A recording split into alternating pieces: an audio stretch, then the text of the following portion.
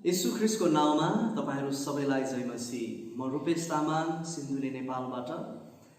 अनि सङ्कटको समयमा बाइबलीय अवधारणा अथवा बाइबलले कसरी बोल्दछन् अथवा बाइबलले के कुराहरू चाहिँ बताउन खोजिएको छ भनेर यहाँ शीर्षकमा दिएको छ। यसभित्र रहेर म तपाईहरूको बिचमा कुराकानी गर्नेछु। यसभित्र मैले एउटा सब टाइटल अर्को बनाएको छु जुन चाहिँ वेदीको निर्माण छ। वेदीको निर्माण अथवा वेदीको निर्माण गरेर हाम्रो परिवारमा चाहिँ परमेश्वरको वेदीलाई कसरी निर्माण गर्न सकिन्छ भन्ने विषयमा म तपाईहरुसँग आज यस बाइबल अध्ययनमा चर्चा गर्नेछु। सबैभन्दा पहिले बाइबलको एउटा खण्ड पढ्छु। प्रस्थानको पुस्तक 20 अध्यायको 24, 25 र 26 पद पढ्नेछु। त्यसपछि बाँकी अरू विषयवस्तुहरूमा मैले चर्चा गर्नेछु अनि तपाईहरूले मसँगै सहभागिता जनाउन सक्नुहुनेछ। यस्तो लेखिएको छ प्रस्थानको पुस्तक 20 अध्यायको 24 देखि 26 पदमा, मेरो निम्ति माटोको वेदी बनाएर त्यसैमा तिमीहरूका होम बलि, मेल बलि, भेडा बाख्राहरू र गाईबस्तुहरू चढाउनु, जहाँ जहाँ म मेरो नाउँको आदर गराउने छु त्यहाँ त्यहाँ आएर म तिमीहरूलाई आशिष दिनेछु।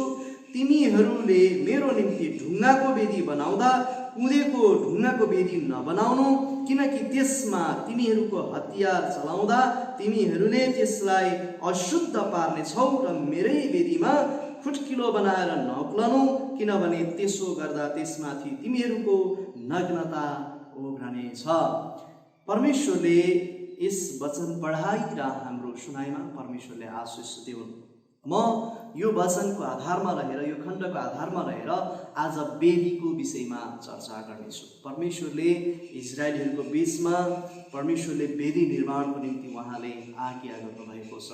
हामीले यो पदलाई पढ्दै गर्ने हो भने, मिस्रबाट इजरायलीहरू जब दासत्वबाट छुटकारा पाएर उनीहरू यात्रा गर्दै थिए प्रतिज्ञाको भूमितिर कनानको देशमा जानका लागि उनीहरूलाई परमेश्वरले डोर्याउँदै हुनुहुन्थ्यो। अनि त्यसमा मुख्य अगुवाको रूपमा हामीले देख्छौँ मसालाई। अनि मसाद्वारा परमेश्वरले चाहिँ आफ्ना मानिसहरूलाई कसरी परमेश्वरसँग नजिकको सम्बन्ध, घनिष्ठको सम्बन्ध राखिरहन सक्छ भन्ने विषयमा थुप्रै कुराकानीहरू गरिएको छ। त्यसमध्येमा एउटा रहेको छ वेदीको निर्माण। वेदी निर्माण चाहिँ महत्त्वपूर्ण हो। अरू थुप्रै विषयहरू छ, विषयवस्तुहरू छ, अध्ययन गर्न सक्छौँ, तर मैले तपाईहरूको बीचमा आज वेदीको विषयमा लिएर चर्चा गर्नेछु।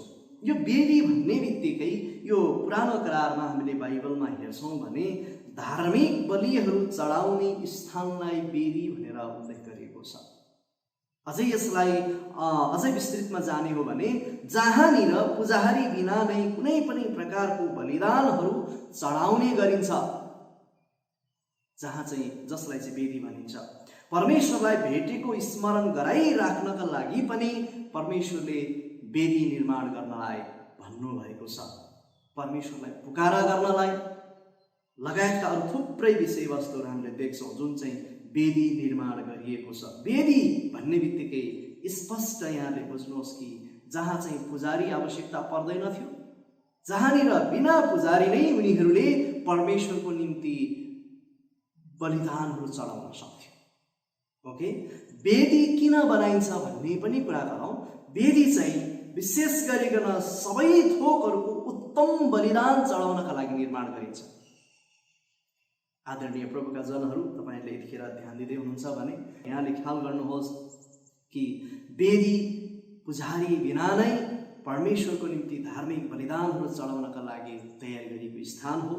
फेरि दोहोऱ्याएँ, र वेदी किन बनाइन्छ भन्दाखेरि सबै थोकहरूको उत्तम बलिदानहरू चढाउनका लागि बनाइएको ठाउँ जसलाई वेदी भन्छौँ। त्यसलाई किन बनाइन्छ भन्दाखेरि जहाँबाट आराधना हुन्छ, जहाँबाट प्रार्थना हुन्छ, जहाँबाट चाहिँ परमेश्वरमा गरेको भाकलहरूको पुरा गरिन्छ अथवा प्रतिज्ञाहरू पुरा गरिन्छ, जहाँनिर चाहिँ परमेश्वरलाई आदर गरेर ल्याइन्छ, भेटीहरू चढाइन्छ। जसरी आदमका छोराहरू कैन र हाबिलले पनि आफ्ना मेहनतबाट उनीहरूले प्रभुको निम्ति छुट्याएको देखिन्छ, आदर गरेर ल्याएको छ होइन। त्यसपछि गएर परमेश्वरलाई आदर गर्ने र प्रायश्चित अनि पश्चातापको निम्ति पनि वेदी निर्माण गरिन्छ। परमेश्वरको निम्ति वेदी निर्माण गर्ने कुरा तपाईले हेर्नुभयो भने प्रायश्चितको विषयमा यो अयुबको पुस्तकमा पाउनुहुन्छ। 1 अध्यायमा हेर्नुभयो भने अयुबले भन्दछ, मेरा छोराहरूले दिनभरि कतै परमेश्वरलाई आफ्नो मनमा चाहिँ नराम्रो कुरा सोच्यो कि नराम्रो कुराहरू भन्यो कि, त्यस कारणले गर्दाखेरि प्रभु माफ गरिदिनुहोस्, क्षमा गरिदिनुहोस् भनेर चाहिँ आफ्ना छोराहरूको निम्ति अयुबले त्यहाँनिर वेदी बनाएर परमेश्वरमा चाहिँ होम बलिहरू चढाएको देखिन्छ। उत्पत्तिको पुस्तकमा हामीले अध्ययन गर्ने हो भने उत्पत्ति 8 अध्यायको 20 पदमा जसरी नोआले पहिलो पटक वेदी निर्माण गरेको चाहिँ वेदी भन्ने शब्द त्यहाँबाट उद्घोष भएको देख्छौँ। नोआको जलप्रलय भन्दा पछाडि त्यहाँनिर नोआले चाहिँ जलप्रलय भइसकेपछि उनी जब जहाजबाट बाहिर आएर उसले परमेश्वरको निम्ति वेदी बनाएर चाहिँ त्यहाँनिर बलिदानहरू चढाएको देखिन्छ र शुद्ध कुराहरूको बलिदान चढाएको देखिन्छ। त्यसपछि त्यहाँ परमेश्वरले आफ्नो प्रतिज्ञा गर्नुभएको छ। परमेश्वरले अब म पृथ्वीलाई श्राप दिने छैन, पृथ्वीलाई नष्ट गर्ने छैन भनेर परमेश्वरले त्यहाँ प्रतिज्ञा गर्नुभएको देखिन्छ।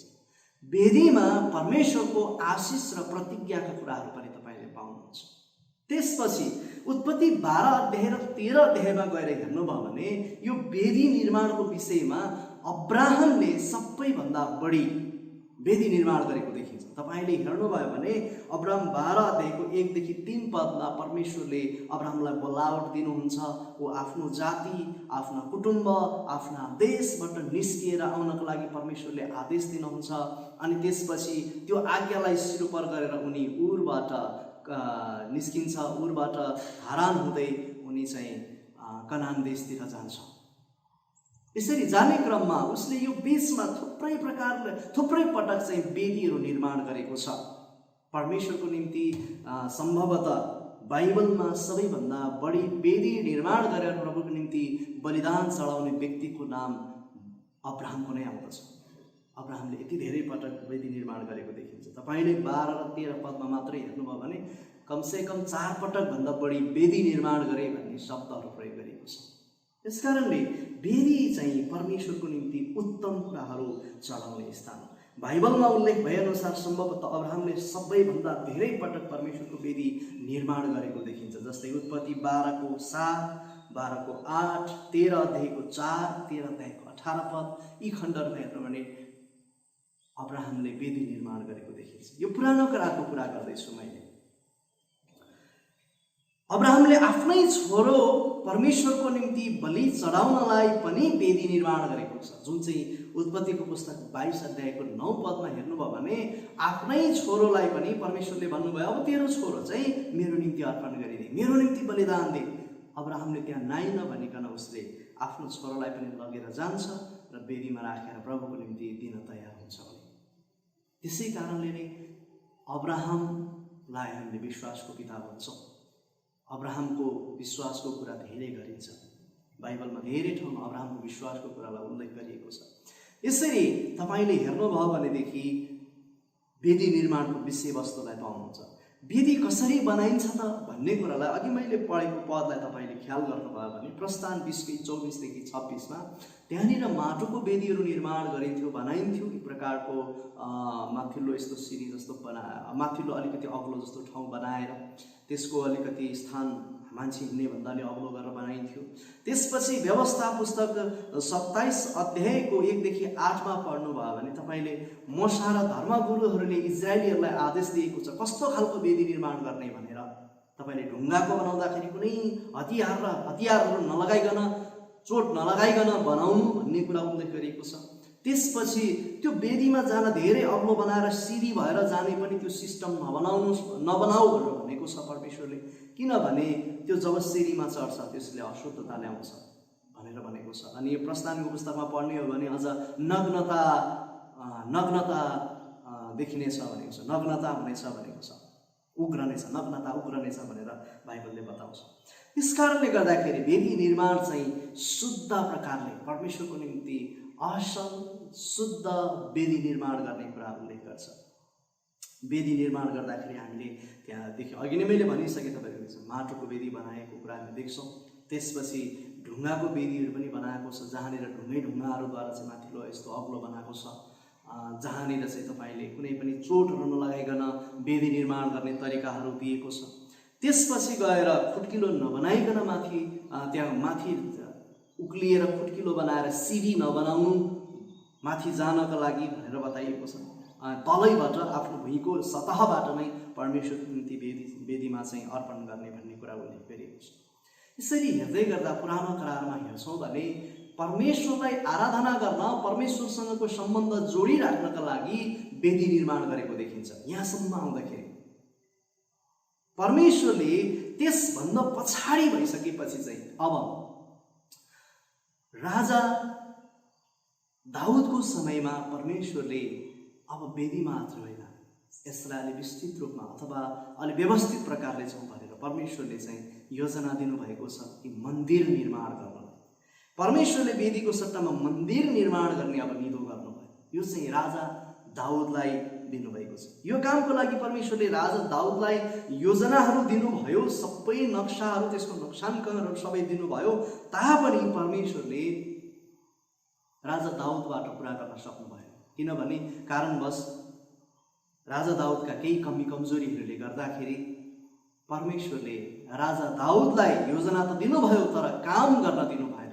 त्यो काम गर्नका लागि अब राजा दाउदको छोरा जब सोलोमन राजा हुन्छ त्यसपछि परमेश्वरले उसलाई जिम्मेवारी दिनुभएको हामीले देख्छौँ, जुन चाहिँ पहिलो राजा 6:1-38 र दोस्रो इतिहास 3:1-17 पदमा पढ्नु हो भने तपाईँले राजा सोलोमनले मन्दिर निर्माण गरेको कुरा गर्छ। मैले तपाईँलाई अलिकति स्टेपगत बताउँछु।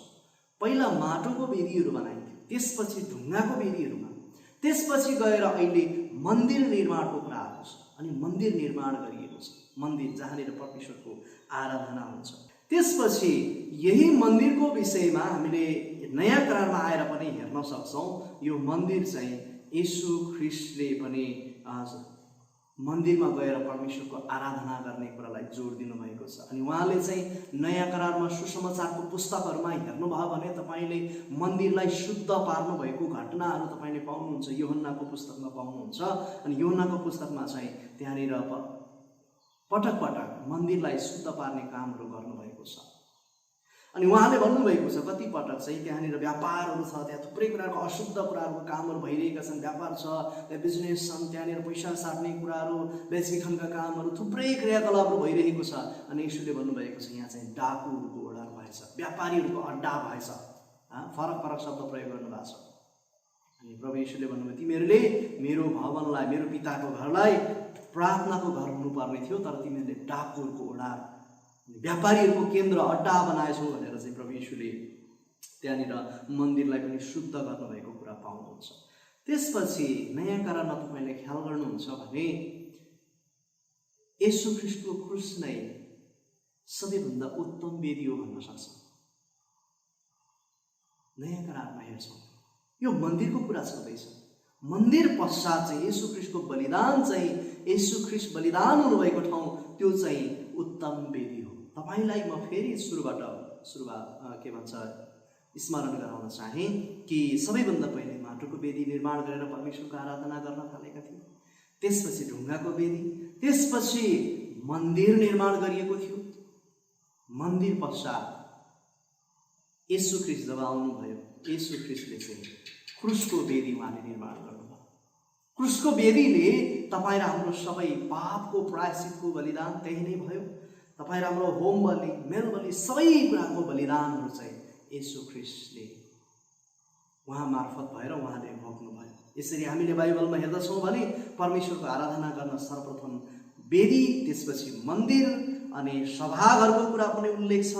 त्यसै हुँदै वर्तमान परिस्थितिमा हामी मण्डली अथवा चर्च भवनमा परमेश्वरको आराधनाहरू गर्छौँ। हो, परमेश्वरको आराधना चर्चमा गर्छौँ।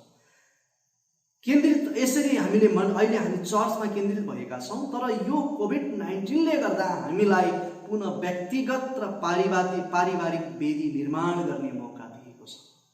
अहिले यो कोभिड-19 अथवा कोरोना भाइरसको कारणले हामी विश्वभरिका मानिसहरू, विश्वभरि भएका 212 भन्दा बढी राष्ट्रहरू चाहिँ हामी अहिले क्वारेन्टाइनमा छौँ। सबैजना एक प्रकारको शान्त स्थितिमा छौँ अथवा गुप्तमा छौँ। अर्को भाषामा भन्ने हो भने गुप्तमा रहेका छौँ।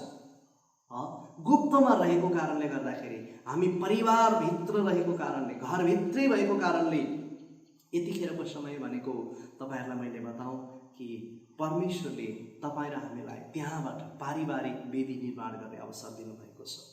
कोरिन्थीको पुस्तक 3 अध्यायको 16 र 17 पदमा तपाईँले हेर्नुभयो भने यसरी बताउँछ, के तिमीहरूलाई थाहा छैन तिमीहरू परमेश्वरको मन्दिर हौ।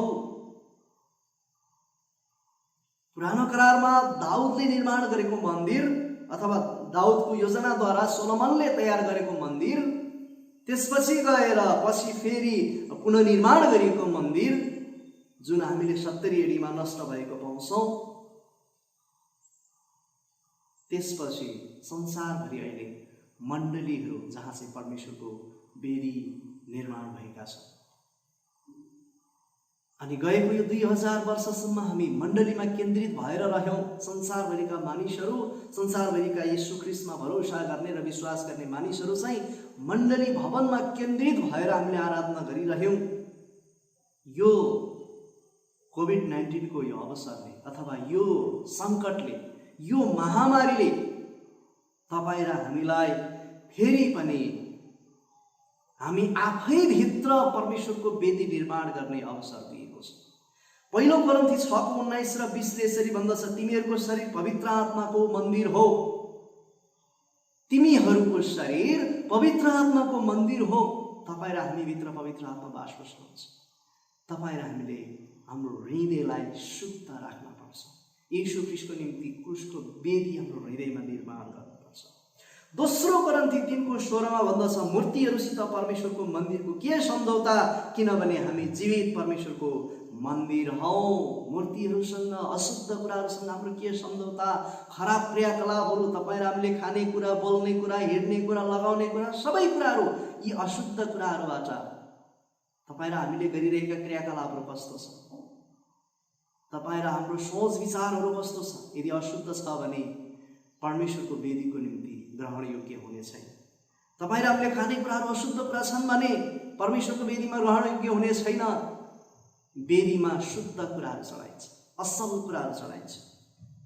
त्यसकारणले मैले यहाँहरूसँग यही अनुरोध गर्न चाहन्छु कि परमेश्वरको वचनले हामीलाई तपाईँ र म परमेश्वरसँगको सम्बन्धमा नजिक हुने अवसर हामीलाई दिएको छ। वेदीले, मैले सुरुमा भनेको थिएँ एउटा शब्द, जब वेदी निर्माण गर्छ त्यो वेदीले चाहिँ परमेश्वरसँगको सम्बन्धलाई जोड्ने काम गर्छ।